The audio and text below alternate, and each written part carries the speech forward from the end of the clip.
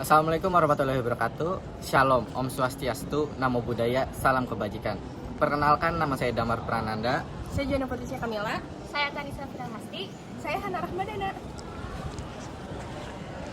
Halo, kami dari kelompok 5. Dalam video ini kami akan membahas singkat mengenai urgensi dan pendidikan Pancasila.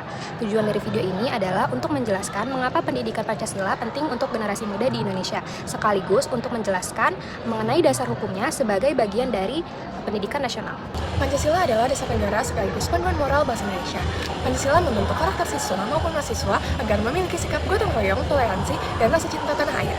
Karena itu, urgensi pendidikan Pancasila tidak boleh diabaikan, terutama di era globalisasi saat ini. Urgensi pendidikan Pancasila di mana generasi muda saat ini menghadapi banyak tantangan mulai dari krisis identitas sampai derasnya arus globalisasi.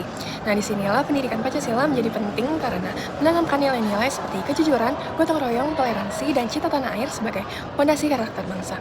Para tokoh pendiri bangsa seperti Insinyur Soekarno dan Muhammad Hatta yang menekankan bahwa Pancasila adalah dasar negara sekaligus pedoman hidup bangsa Indonesia, di mana nilai-nilai Pancasila digali dari akar budaya kita sendiri, yang menjadi jiwa bangsa dan benteng yang menjaga persatuan di tengah penjajahan maupun tantangan zaman.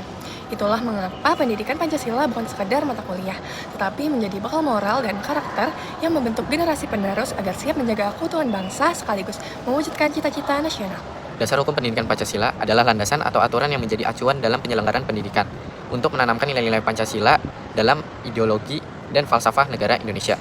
Hal ini tercantum dalam pasal 37 UUD 1945 yang berbunyi, Pancasila adalah dasar negara yang menjadi pedoman dalam seluruh aspek kehidupan, termasuk pendidikan.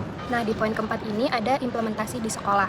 Yang kita tahu itu, pendidikan Pancasila itu bukan hanya muncul sebagai mata pelajaran aja, tetapi juga bisa diwujudkan dalam berbagai aktivitas sehari-hari. Contohnya itu, saat upacara bendera, pas kita sekolah, kita itu pasti belajar menghormati simbol negara dan juga menumbuhkan rasa cinta tanah air. Adapun juga saat kita bekerja kelompok ataupun ekstrakurikuler, kita diajarkan untuk bekerja sama, menyampaikan pendapat, dan juga menghargai pendapat teman-teman yang lain. Nah, dengan cara ini, pendidikan Pancasila itu benar-benar diimplementasikan dalam kehidupan sehari-hari.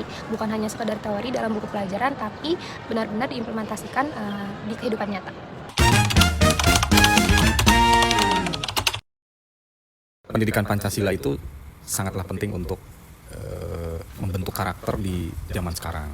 Karena dengan pendidikan Pancasila, anak-anak zaman sekarang itu bisa mengenal arti rasa persaudaraan, arti rasa perbedaan antara suku, golongan, agama.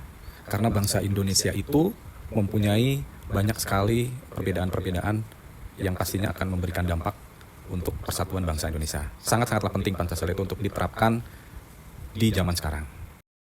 Dulu zaman sekolah ya, dari mungkin SD sampai SMA, zaman dulu kita belajar namanya istilahnya pelajaran PMP, Pendidikan Moral Pancasila. Nah, terus diganti dengan kalau nggak salah dengan PPKN.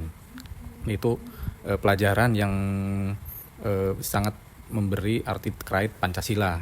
Jadi kita dituntut untuk menghafal dari nilai-nilai Pancasila. Dulu itu banyak sebatas teori, dan kekurangannya itu untuk prakteknya, dalam hal ini untuk teladanan. Nah, itu mungkin belum harusnya diterapkan di zaman sekarang, bahwa nilai-nilai Pancasila itu harus diterapkan antara dari segi ilmu dan keteladanan dari mungkin dari keluarga atau dari masyarakat, dari pejabat-pejabat harus meneladani terkait pendidikan Pancasila.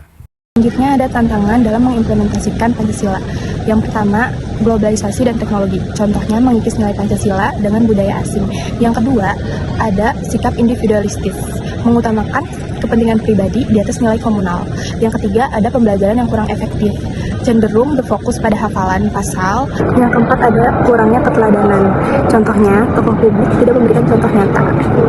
Selanjutnya, ada solusi pada tantangan tersebut. Yang pertama adalah integrasi materi, memasukkan nilai Pancasila ke dalam pembelajaran lain. Yang kedua, ada metode interaktif, biasakan diskusi dan proyek agar lebih praktis. Yang ketiga, ada pemanfaatan digital, yaitu dengan cara sebarkan nilai Pancasila melalui konten yang menarik di media sosial. Yang keempat dan yang terakhir ada peran tokoh publik, jadikan pemimpin dan tokoh masyarakat sebagai teladan yang nyata. Kesimpulannya adalah pendidikan Pancasila sangat penting untuk membentuk karakter dan moral generasi muda bangsa Indonesia yang sesuai dengan nilai-nilai dasar negara. Dasar hukumnya tercantum jelas dalam UUD 1945, sehingga harus diimplementasikan secara nyata dalam proses pembelajaran maupun dalam kehidupan sehari-hari untuk menumbuhkan rasa gotong royong, toleransi, dan cinta tanah air.